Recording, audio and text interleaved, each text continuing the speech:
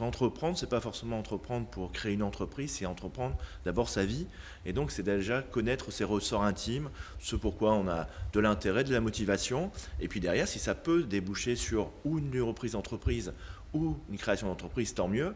Et là, on arrive dans la deuxième étape de la démarche, c'est-à-dire, un, le sourcing, deux, l'accompagnement, c'est lever tous les freins à la création, à la reprise d'entreprise, qui sont nombreux parce que c'est complexe, parce qu'on n'est pas forcément les réseaux. Et donc, nous, on va ramener les réseaux dans les quartiers pour justement faire en sorte que ce soit plus facile. Et puis après, il y a la question du financement.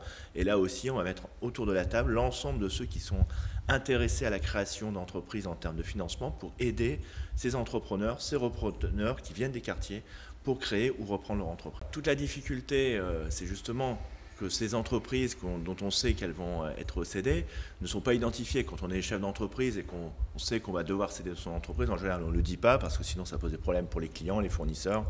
Voilà, ça fragilise l'entreprise, pour les collaborateurs aussi.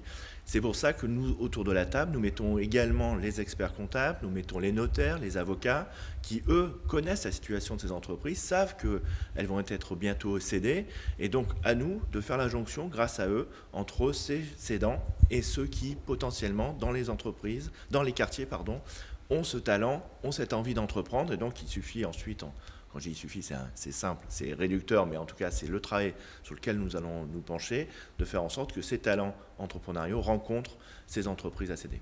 Deux enjeux dans les quartiers de Lille, mais partout en France, et c'est l'initiative que j'ai lancée la semaine dernière ici à Lille avec l'ensemble du monde patronal et des associations de quartiers et de France, autour de deux sujets. Un, la reprise d'entreprise. Comment aujourd'hui nous identifions des talents dans les quartiers qui ont envie d'entreprendre mais qui n'ont pas forcément d'idées.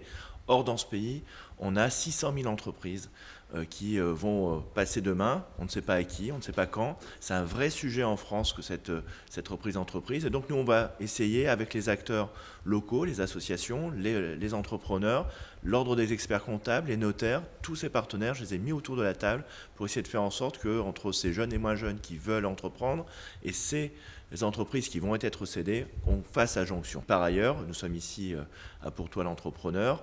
Nous allons aussi aider, soutenir toutes les associations qui, elles aussi, identifient des talents et aussi accompagnent ces talents pour créer des entreprises dans les quartiers, parce que là aussi, il y a un certain nombre d'activités à développer et de talents à révéler.